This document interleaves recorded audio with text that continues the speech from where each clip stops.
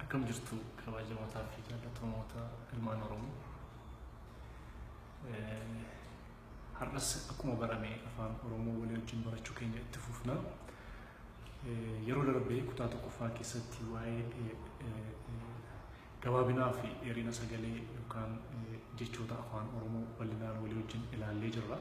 Fakkeenyota muraasas kaasnee waan baay'ee walii wajjin barannee jirra. Isarratti viidiyoo kana ergi ilaaltanii booda namooti baay'een yaada jajjabeessaa fi yaada ijaaraa baay'ee naaf kennitanii jirtu. Akkasumas waan baay'ee akka irraa barattan yaada keessan irraa hubadheen jira. Garuu namooti muraasni sagaleen kee baay'ee dhaga'amu naan jedhanii jiru. Sagaleen koo dhaga'amuu dhiisuun isaa meeshaa ani ittiin fayyadamu yookaan waraabbii irraa utuu hin ta'in sagalee makootu uumamaan baay'ee sagalee guddaa miti. Tarii sagalee ittiin barsiisuuf iyyuu ta'u miti natti fakkaata. Garuu hamma naa danda'ametti akkasiin sirriitti na dhageessaniif ol kaasee dubbachuun yaala. Gara barumsa keenya isaarratti otoo hin dhufin dura kutaa tokkoffaa keessatti isa baranne waa'ee gabaabinaa fi dheerina sagalee irratti fakkeenyota muraasa dabalataan ilaaluun nurra jiru yookaan hubachuun nurra jiru. Akkasumas fakkeenyi nuna irra kaasuun kun barumsa eeggadda barannee jajjabeessuudhaaf yookaan moo ittiin yaadachuudhaaf nu fayyada kan jedhu jechoota muraasa akka fakkeenyaatti kaa'ee gara barumsa keenya isaarratti darbina. Isaanis jechoota sagalee lamaa ol qaban fakkeenyaaf jechoota sagaleen afaan Oromoo jechoonni afaan Oromoo sagalee lama qofarraa uumamu miti. Sagalee lamaa ol qabaachuu danda'u. Sadiis afuris jechoonni qaban jiru waan ta'eef gabaabinaaf dheerina qofarratti hundoofne jechoota sagalee lamaa ol qaban muraasa akka fakkeenyaatti kaasnee isaaniin ilaalleeti gara barumsa keenya isaarratti darbina. Warran har'a ilaaluu barbaade keessaa inni jalqabaa alaala. Sagalee sadii qabu kuni sagalee gabaabaa, dheeraa, gabaabaa, sagalee gaggabaaboo lama jalqabaaf dhumarratti argamuu fi gidduurratti immoo sagalee dheeraa of keessaa qaba jechuudha. Kan biraan ilaale. Isaan kana yooma xiqqoo ishee dabsinee barreessinee hiikaan isaas jechichis wanti inni jedhu tasuma adda ta'a yookaan hin jijjiirama. Kanaaf akka isaan kana hubannu barbaade. Kan biraan badhaasa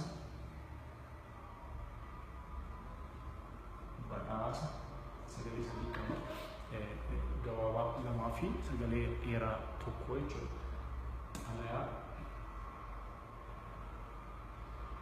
Xalayaa sagalee gabaabaa jalqaba jiran lamaa fi sagalee dheeraa tokko qaba. Asoosama inni kun immoo sagalee afuriyyuu qaba. Aanni jalqabaa kuni waa'ee gabaabinaa fi dheerina sagalee irratti dubbachiiftuun tokko qofaa ishee ofii ishee sagalee mataa ishee qabdi of dandeessi sagalee gabaabaas dheeraas kennuu dandeessi jennee irra dubbifamaatti hirkattees dubbifamaa sana sagaleessuu akka dandeessu darbe keessatti ilaallee irra waan ta'eef asoosama jedhu kun sagalee tokko qaba. Aanni soo dheeraa sagalee dheeraa sa sagalee gabaabaa amma sagalee gabaabaa sagalee afur qaba jechuudha. Mee jechoonni yoo akkam ta'an hiika kan biraa kennu yookaan hiikisaa hiika dhowwachuu danda'u amma alaala jecha jedhu kana barreessuu barbaannee yoo akkasitti barreessine hiika inni kun kennuun irra jiru hin kenna. Kan ibsine aalalaa jedhamu. Aalalaa hiikan qabu jechuudha. Yookaan hiika jecha nuti fayyadamuu barbaanne sana miti jechuudha. Asitti barreessine yoo akka kanatti barreeffame jechuudha. Ilaali inni jedhu kun immoo yoo akkasitti barreessine isa kanas gabaabaa kun yoo sana dheeressine ilalee jedha hiika hin qabu jechuudha. Hiika wanta jecha ergaa nu dabarsuu dandeenyu sanallee nu jalaa faalleessuu danda'a. Kanaaf akkaataa Oromoo keenya irraa dubbatamutti barreeffamaa jechoonni afaan Oromoo gaafa jennu isa kanaafidha. Hiikaa kan biraa kenna yookaan immoo cirumayyuu hiikaa dhowwachuu danda'a jechuudha. Kan biraan dhumarratti jechoota muraasa qubee wal fakkaataa fi barreeffama wal fakkaataa qaban garuu hiikaa adda addaa akkaataa isaan taa'umsa isaaniitiin hiika adda addaa kennanii jechoota muraasa waliin jiraallee isa kana xumurree gara kutaa sittaa nuti darbina. Innis gaala jechuu beektu. Gaala yeroo barreeffamu akkasitti barreeffamu. Jalqabarratti dheerate dhumarratti laafni jedhu kun gabaabbatee jechuudha gaala. Mee isuma kana immoo hagara galchinu yeroo mana galchinu asirratti gabaabsinee dhuma isaa immoo yoo dheeressine jechuudha. Kun gaala jala dhuma maal jala jechuudha galaa. Jechichis yeroo dubbatamu yeroo barreeffamus hiikaan isaas adda addaa jechuudha. Gaala galaa. Yoo ammaa galaa jechuu barbaadne akka kanatti barreessinee gaala nu jechisiisaa jechuudha. Wanta nu jechuun barbaadne sana akka dubbannu nu godhaa jechuudha. Kan biraan balaa yeroo jennu akkasitti kan barreessina. Jalqabarratti hin gabaabbata, dhumarratti hin dheerata. Balaan hiikaa mataa isaatii qaba jechuudha. Yoo immoo akkasitti barreessine isa kana dheeressine isa kana gabaabaa yoo taasisne baala jedha jechuudha. Balaa jechuu barbaadne akka kanatti yoo barreessine baala nu jalaa jedha jechuudha. Wanta nuti silaa ergaa dabarfachuu barbaanne sana nu jalaa hambisee yookaan nu jalaa jijjiiree wanta nu dubbachuu hin barbaanne yookaan ergaa addaa dabarsee hiika addaa itti kennaa jechuudha. Kanaaf afaan Oromoo akkuma kutaa jalqabaa keessatti dubbadhe akkuma dubbatamutti barreeffama akkuma barreeffamutti immoo dubbifama jechuudha. Isa kana kanaan yoo bira dabarree waa'ee gabaabinaaf dheerina sagalee warra dubbachiisuu irratti hundaa'anii har'a immoo kutaa isa itti aanu yookaan kutaa lammaffaa waa'ee jabinaa fi laafina sagalee walii wajjin baranna. Jabinaa fi laafina.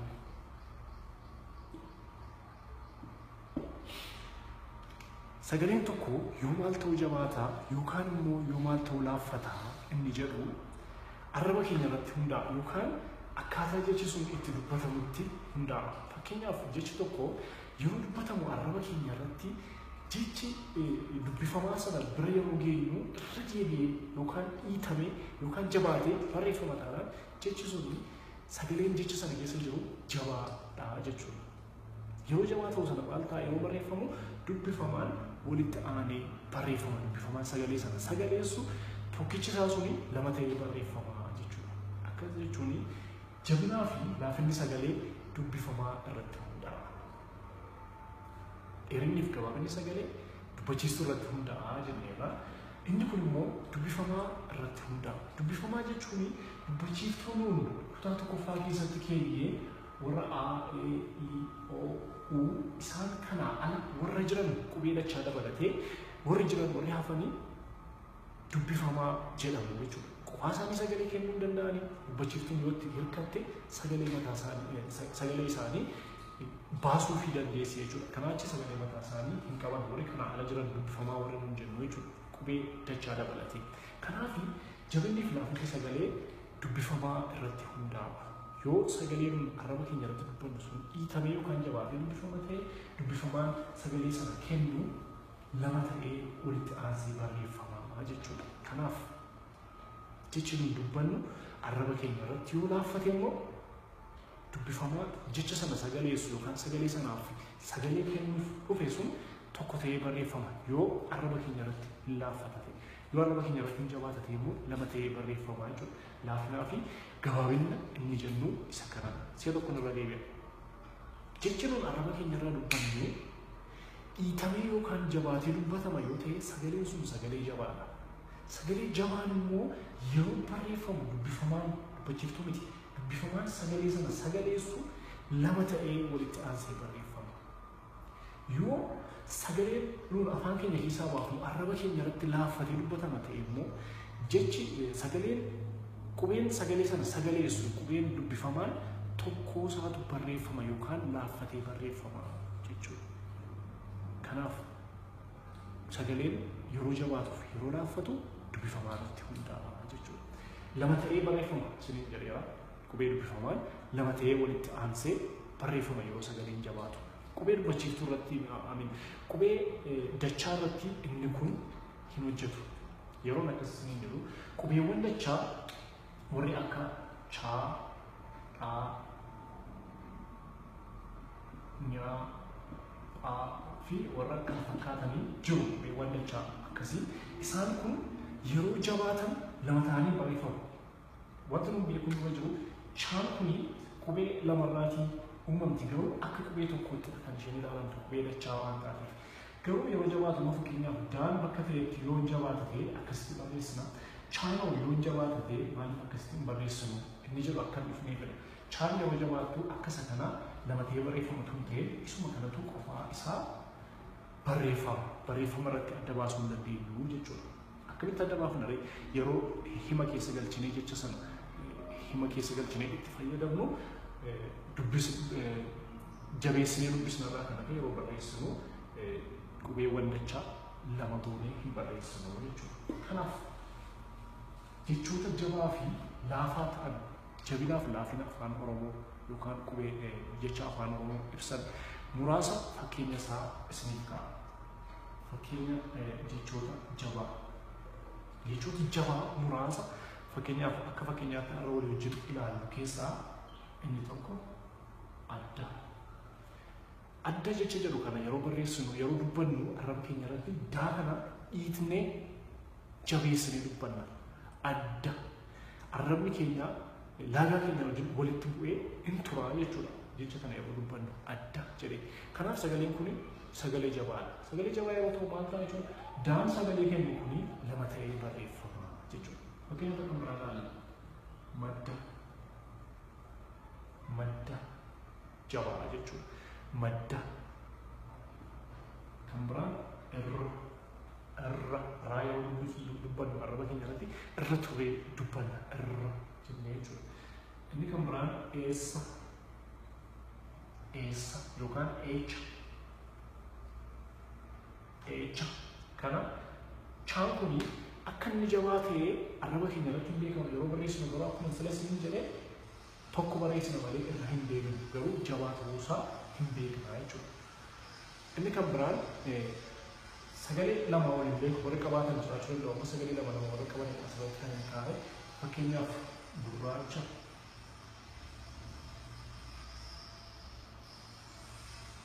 Kunis jabaa.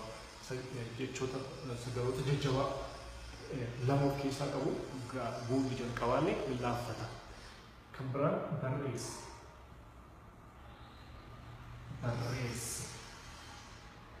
Jabaa. Barreessa. Arraba irratti yeroo dubbannu akkuma jabeessinee dubbannu asirratti yeroo barreessinu hin jabaataa jechuudha. Kan biraan cirracha.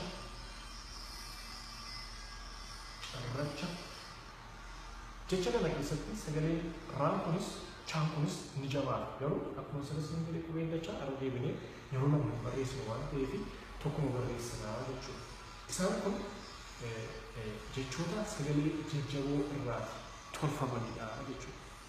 Sagalee laafaa moo warra akkamiiti? Sagalee laafaa.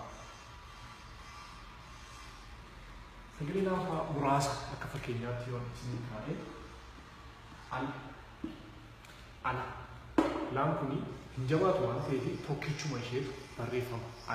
Laa qubee dubbifamaa tokko jechuudha.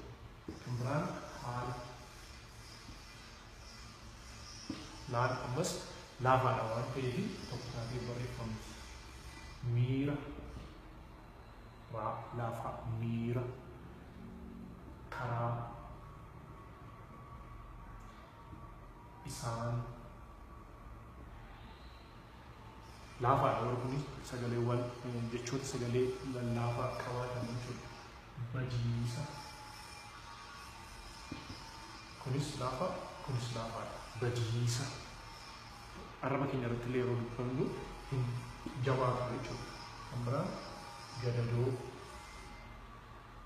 Daan iddoo lamaanittiyyuu arraba keenya irratti yeroo dubbisnu laaffatee dubbatama waan ta'eef yeroo barreessinus qubee dubbifamaa tokkoon barreessinaa jechuudha. Gadadoo, badiisa, isaan, karaa, miira, haala, ala.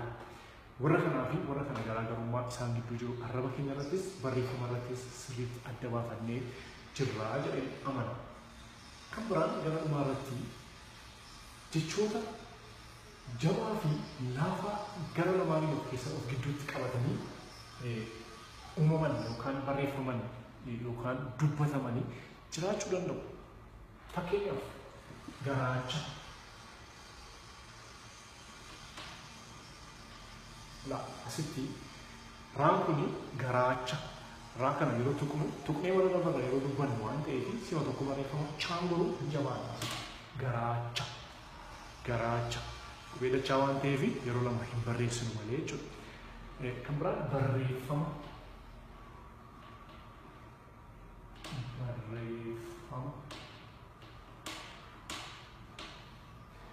Barreeffama raan jabaata, faan jabaata, maan immoo sagalee laafaa qabaataa jechuudha. Barreeffama. Yeroo arraba keenya irratti dubbatamu illee ni beekama. Gaaddisa. Gaaddisa. Gaaddisa daaga beeksisni dubbisna saanmoo ni laaffata. Gaaddisa. Kan biraa gadameessa. Saan jabaata. Maan kun laafaadha. Daan kunis laafaadha. Gadameessa. Gadameessa. Sagalee jabaa fi laafaa of keessatti qabaataa jechuudha. Dabeessa. Jabaa yookaan laafaa. Kanaaf gabaabinaa fi jabinaa fi laafinni sagalee isaan kana fakkaatu jechuudha. Sagaleen tokko arraba keenya irratti yeroo jabaatee yookaan dhiitamee dubbifamu sagalee jabaataa. Sagalee jabaan sun immoo yeroo barreeffamu qubee dubbifamaan sagalee sana sagaleessu lama ta'ee walitti aansee barreeffama akkuma daa saa kanaa jechuudha. Sagalee laafaan immoo dubbifamaa tokkoon barreeffamu jechuudha. Isaan kana lamaan isaa akka ittiin adda baasuun nuuf mijatuuf jechanii fakkeenyota sagalee jabaas laafaas of keessaa qabanii as keessatti tuqee jechuudha. Gara xumuraatti waa'ee jabinaaf laafina sagalee ilaalchisee ergaa an dabarsuu barbaadu seera afaan oromoo keessatti jalqabaa fi dhuma jechaa irratti fakkeenyaaf jecha kana fudhanna. Jecha madda jedhu kana fudhanna. Jalqabaa fi dhuma jechaa irratti sagaleen yoomiyyuu hin jabaatu. Akkas jechuun yeroo dubbannus yeroo barreessinus sagaleen hin jabaatu. Maa kana lama ta'ee wal duukaa barreeffamuu hin danda'u. Takka afaan oromoo keessatti tasuma hin eeyyamamu. Qubee dubbifamaan lama yeroo kamiyyuu taanaan jalqabaa fi dhuma jechaa irratti lama ta'ee hin barreeffamu. Yeroo kamiyyuu taanaan jalqabaa fi dhuma jechaa irratti. Kanaaf jalqabaa fi dhuma jechaa irratti sagaleen hin jabaatu jechuudha gabaabumatti. Kan biraan waa'ee jabinaaf laafina qubee dachaa ilaalchisee dur yeroo afaan oromoo reefuu ittiin baratamuu jalqabu jabinaaf laafina afaan qubeewwan dachaa ibsuuf yookaan beeksisuuf jecha mallattootu itti godhama ture. Fakkeenyaaf amma eecha jennee qaba. Eecha isa jedhu kana yeroo barreessinu akkasittiin barreessinee chaan kun jabaa ta'uusaa beeksisuudhaaf jala murama ture. Jala muramee darbamaa jechuudha. Chaan akka jabaa ta'e beeksisuudhaaf. Yeroo biraa immoo qubeen dachaa jabaachuusaa beeksisuudhaaf mallattoon tuqaa mataa ishee irratti akka godhamtus godhamaa ture. Eecha jedha. Caafi haan kuni akka inni qubee dachaa jabaa ta'e ibsuudhaaf tuqaan mataa isaa irratti barreeffama ture. Yeroo duraatii jechuudha. Amma garuu barreeffama keessatti mallattoon itti godhamus hin jiru. Lama ta'es walitti aansee hin barreeffamu.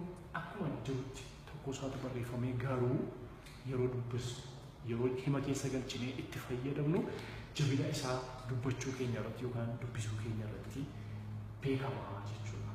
Kanaaf waa'ee jabinaaf laafina sagalee jechoota afaan oromoo keessaa gabaabumatti kana fakkaata. Fakkeenyota muraasa asitti ittiin irraa hubachuu dandeenya jedhee yaades kaa'ee jira.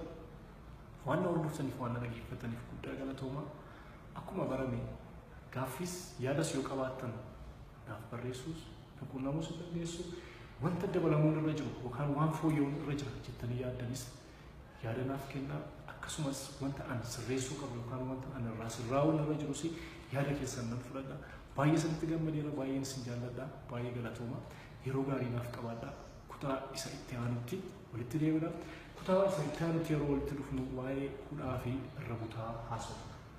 Hudhaa fi irra butni afaan oromoo keessatti seera mataa isaa danda'e qaba. Akkamitti fayyadamna, eessatti fayyadamna isa jedhu kutaa keessatti ilaalla.